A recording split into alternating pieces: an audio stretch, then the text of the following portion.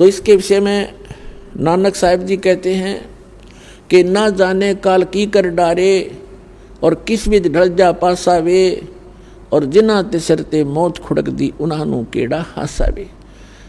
नानक साहिब जी सिख धर्म के प्रवर्तक, परमात्मा प्राप्ति के उपरांत वो ऐसे रहा करते थे मायूस से, क्योंकि वो उस स्थान को देख चुके थे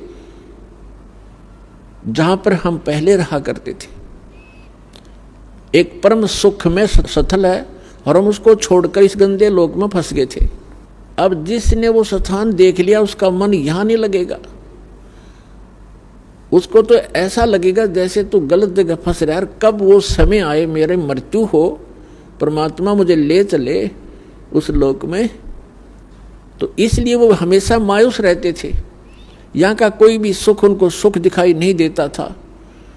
तो उस समय तो एक दो भक्त जाते थे, उनसे कहा करते थे कि महाराज जी आप हमें कभी खुश नज़र नहीं आते, आप मायूस मायूस से रहते हैं, इसका कारण बताइए। तो नानक साहिब जी ने कहा था, भाई ना जाने काल की कर डारे और किस विध ढल जा पासा वे, और जिन हाथे सिरते मौत खुड़क दी उन्हां केड़ा हासा वे। क्या हमें पता है, ये मालूम है कि कभी भी बिजली गिर जाएगी, ना जाने किन कारणों से हार्ट अटैक हो जा, कोई और रोग के कारण मृत्यु हो जा, दुर्घटना में हो जाए।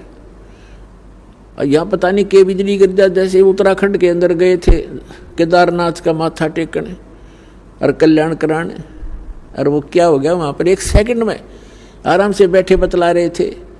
कोई कुछ कर रहा था, कोई सोच रहा था, कोई विवाह की बातें कर रहा था, कोई भविष्य की प्लानिंग बना रहा था, ये बनाऊंगा वह कोठी बनाऊंगा। अरे 1 मिनट में बादल फट गया, इतना भयंकर फ्लड आएगी कि सब कुछ बहा दिया, उनकी नामो निशान नहीं। काफ़ी लोगों का तो 100 भी नहीं मिले, मलबे के अंदर दब गए। तो पुण्यात्मा इसे लोक में और नाचो गाओ और यहाँ के भविष्य की स्कीम और ये कोठी बनाने की बनाओ, तो भक्त नहीं हो, छींट नहीं लगी आपका भक्ति की। फिर तो नानक साहिब जी कहते ना जाने काल की कर डारे और किस विध ढल जा पासा वे, और जिनाते सरते मौत खुड़क दी। 1 सेकंड का पता नहीं। कबीर साहब कहते ना जाने अगले सांस का आवण हो ना हो। तो उनको कैसा हंसा, वो क्या किस चीज पर हंसे। फिर उन्होंने पूछा क्या आप सदा ऐसे मायूस रहते हैं, क्या आप सदा ऐसे ही रहते हैं? कहते नहीं, साध मिले सड़ साधी होंदी और विछड़ जाए दिलगीरी वे, अखदे नानक सुनो जिहाना ये मुश्किल हाल फकीरी वे। कि जिसमें मेरे भक्त मेरे शिष्य जब वापस आते हैं सत्संग श्रवण करने के लिए, और ये यूं के यूं आ जाते हैं, तो मुझे खुशी होती है। क्योंकि पहले स्टार्ट में बहुत ही कम श्रद्धालु उनकी शरण में आए थे, क्योंकि वो ज्ञान, पहले वो हिंदू धर्म में जन्मे थे नानक साहिब जी, और फिर उसके बाद ये हमारा मार्ग तो एकदम विपरीत है। उसमें लोग शिक्षित थे नहीं, तो उनकी मार्ग को स्वीकार करने वाले उस समय बहुत कम थे। जिस भी कारण 150, 200 जितने भी भक्त आते थे सत्संग सुनने के लिए, तो गिनती के होते थे, और 2-4 नहीं आते किसी दिन। तो गुरुदेव पूछा करते थे, फलाना नहीं आया भाई, क्या बात होगी।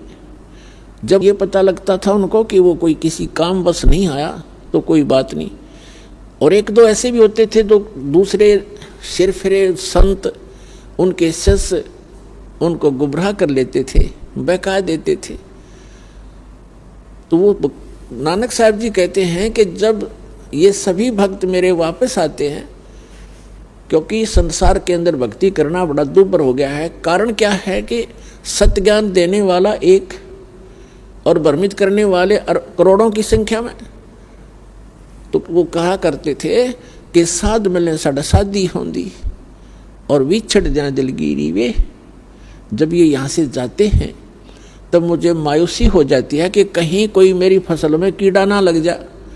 इन भोली आत्माओं को मुश्किल से सिरे चढ़ाया है ये ज्ञान मार्ग दे करके, और ये सिर फिरे पता नहीं कितने नकली पंथ फिरे हैं, और इन भोली आत्माओं को गुमराह ना कर दें। जब ये यूं के यूं आ जाते हैं तब उस दिन मेरी खुशी का कोई ठिकाना नहीं रहता कि इनका कल्याण हो जाएगा। ये भ्रमित नहीं हुए हैं, साध मिले सड़ शादी होंदी, शादी माने खुशी, और विछड़ जाए दिल गिरी वे। जब ये बिछुड़ जाते हैं तो मेरे दिल में बड़ा दुख होता है। ये बात सताती रहती है, कहीं इन बच्चों को कोई गुमराह ना कर दे, इनका जीवन नाश हो जाए। अख दे नानक सुनो जिहाना, ये मुश्किल हाल फकीरी वे। इस भक्ति का करना बड़ा कठिन है, क्योंकि अन्य साधनाएं तो परंपरागत है, उसमें तो कोई ये कहने वाला ही नहीं है कि आप ये ना करो, ये गलत है। जो कर रहा है वो ठीक है, हाँ बस बिल्कुल बहुत अच्छा, मैं ये करता हूँ, आप क्या करते हो, मैं ये करता हूँ, बस ठीक है, आप भी करो हम भी कर रहे हैं। और इसमें यहाँ कहना पड़ता है कि नहीं ये नहीं करना, ये नहीं करना, ये करना। तो इस प्रकार ये थोड़ा सा कठिन